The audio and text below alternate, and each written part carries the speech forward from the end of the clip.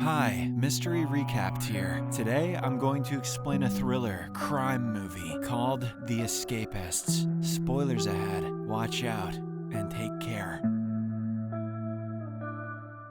The movie opens inside a high-security prison where an old man named Frank Perry is deep in thought. From his expressions, it is evident that he is going to do something drastic and bold that he has never done before. Frank slowly goes out and walks to the cell of the prison's main gangster, Rizza. Elsewhere in the prison's laundry room, 4 other inmates are preparing to escape. These include Lenny, who is in for 8 years, Viv Batista, who has a sentence of 12 years, a middle-aged man named Brody, who is serving life imprisonment, and a young lad named Lacey, who's just here for the free food. They hastily break the ground around the drainage inlet and make a hole big enough for a human to fit in. The group then gets inside one by one, except for Brody, who seems to be waiting for his close friend, Frank. It turns out that all of these inmates were expecting Frank to show up instead of Lacey. After waiting for a good while, Brody eventually gives up and heads down the hole, but he accidentally forgets his cap on the floor, right next to the hole. A few minutes later, Frank, who seems to be bleeding from his abdomen region, arrives at the spot. He grabs Brody's cap and slips right into the hole. The scene shifts abruptly to several months ago, where Frank is on laundry duty. He grabs all the clothes that need to be washed from various cells and takes them to the room where a huge industrial-scale washing machine is kept. This seems to be a regular job for Frank, who is serving a life sentence. As there is no hope for him to get out, Frank seems to have accepted the harsh realities of prison life. He does his job, keeps his head down, and doesn't mess with the prison gangster Rizza. He is now towards the later end of his life and has his own group of friends here. One afternoon, Frank returns back from his laundry duty, only to see his cellmate packing his bag. The latter's jail term has come to an end, and he is heading home. Meanwhile, all the other inmates have gathered to see the new batch of prisoners. They are covered in antibacterial powder and are wearing nothing but underwear. Everyone is amused by this sight, especially Rizza's younger brother Tony. He is a sadistic junkie who likes to physically assault good-looking inmates. Tony's eyes have already fallen on a newcomer, a pretty-looking youngster named Evan Lacey. Shortly afterwards, the new inmates are shown their cells, and Lacey is placed with Frank. The youngster tries to introduce himself, but the latter doesn't seem to be interested. That evening, a mail boy drops a brown envelope in Frank's cell, and he casually picks it up. It turns out our hero has been writing letters to his home, especially his daughter, for the past 14 years. He has never gotten a single reply and doesn't think he ever will. But to Frank's utter surprise, the brown envelope actually contains a letter from his wife. It reads that their beloved daughter has recently been admitted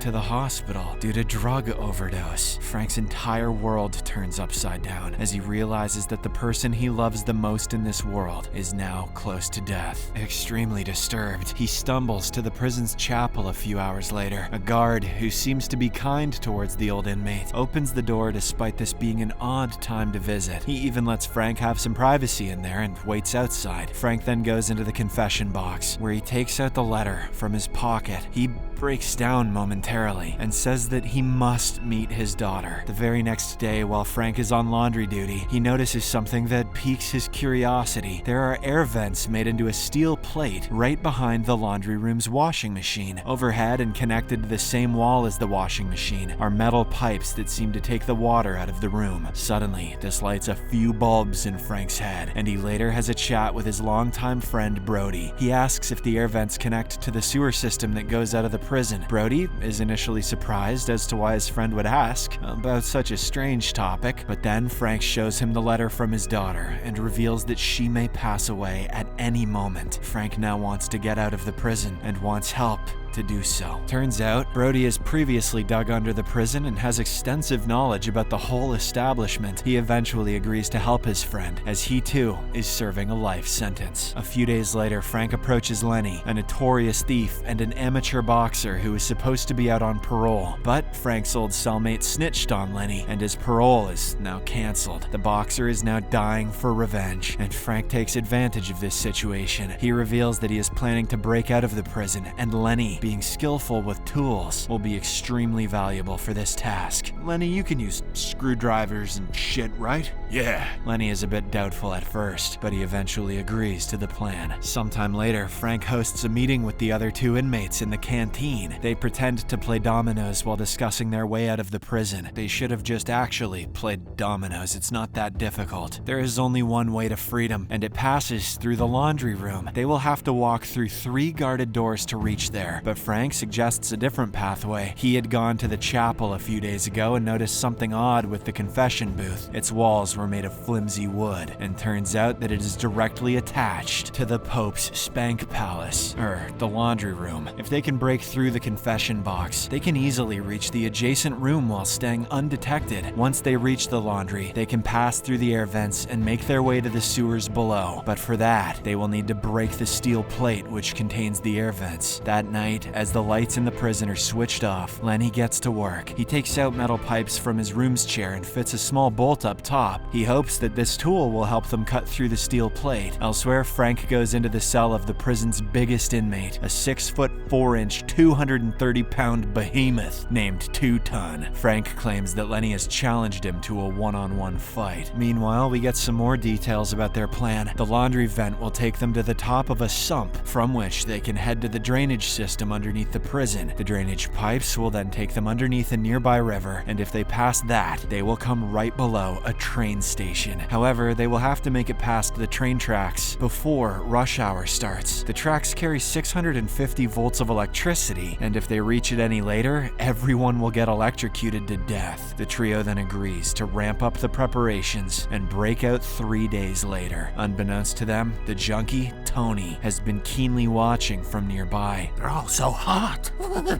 That night, all the inmates gather in the canteen to watch 2 Ton and Lenny go head-to-head. The giant is obviously too powerful and beats the lights out of Lenny. However, the latter manages to sneak a thundering punch that knocks out a diamond-encrusted tooth from 2 Ton's mouth. Lenny quickly gathers the teeth before the guards break up the fight. Later, while everyone is asleep, Lenny glues the diamond to the bolt of his metal pipe-like tool that he created a day ago. The scene then shifts to the present, where this group of fleeing inmates has reached the air vent behind the washing machine. Lenny uses the sharp end of the diamond attached with his tool to cut through the steel plate. The group then comes out to the other side, where they soon see the sewers. Unfortunately, they will now have to travel deep into the sewers so that they can pass underneath a river that flows near the prison. Back in the past, the inmates are all taking a bath in the common shower room. Tony, who had seen the discussions, approaches Frank and asks if everything is all right. It is obvious that he knows the old man is up to something. He then tells Frank to keep his door to his cell open and promises to visit the next day. Later, Frank informs his partners about the incident, and it immediately dampens everyone's mood. Everyone knows that Tony is untouchable, since he is the brother of the prison's main gangster, RZA. If they sit back and don't do anything about him, their plan is guaranteed to be exposed. Thus, Frank proposes to bring someone else into their group who can help with this problem, Vive Batista. He is a prisoner who is in charge of handling small dosages of drugs to inmates who are addicted to such stuff. It is all a part of the government's plan, where drug addicts are slowly taken off of these substances by gradually decreasing the dosages. The next afternoon, Frank has a chat with Batista in the prison's library. He wants the drug lord to help silence Tony by any means necessary. In return, the old man promises to give him his freedom by taking him out of the prison. Batista immediately agrees and has a rather sinister plan that will silence Tony forever. He intends to make a large batch of drugs laced with poison and sneak it out of the lab. Frank will then take the drugs and give it to Tony the following day. The scene shifts to the present again as the inmates Frank, Lenny, Brody, and Batista somehow make it past the river. They emerge on the other side only to discover that the whole sewer system has been blocked by a concrete wall. Tensions begin to flare as their entire plan disintegrates right in front of their eyes. Lenny, who seems to be infuriated with Lacey, pushes him to the wall and punches him. However, when the newbie ducks, Lenny ends up punching a hole in the concrete. This makes the group realize that the wall has been freshly constructed and immediately begin to break it down. In a matter of a few minutes, they successfully make a large hole in the wall, enough for a single person to pass through. Brody, being the most experienced in such scenarios, slithers right into the hole. He begins to dig frantically using his hands, when suddenly, bad luck strikes. A portion of the freshly constructed wall collapses, and he is trapped under the rubble. Frank hurriedly digs out whatever dirt he can get with his hands and manages to reach his friend. Although Brody is not conscious, he seems to be breathing just fine. Back in the past, morning arrives, which means Frank is getting ready for a visit from Tony. The old man has a stash of drugs in his locker that has been secretly laced with poison. He plans to hand it to Tony so that the latter will snort it and eventually pass out. Unfortunately, the junkie doesn't arrive alone in Frank's cell. He has brought another weird inmate with him. This is my friend, Skeevy Steve. Tony grabs the poison stash of drugs and gives it to the weirdo. He then turns his attention to Lacey, who is still asleep in the top bunker. It is obvious that Tony fancies Lacey and wants to slip into his DMs. However, the new inmate fights back and beats Tony with a nearby chair. The weirdo sees this and immediately bolts away with the stash of poison drugs. Come back here, Skeevy Steve. On the other hand, Tony is so hurt that he stumbles outside the cell in a disillusioned state. He eventually ends up falling down a flight of stairs, leading to his death. In the present, the escaping group of inmates moves forward while taking turns carrying the injured Brody. They soon reach an abandoned train station and realize that they are on the right track.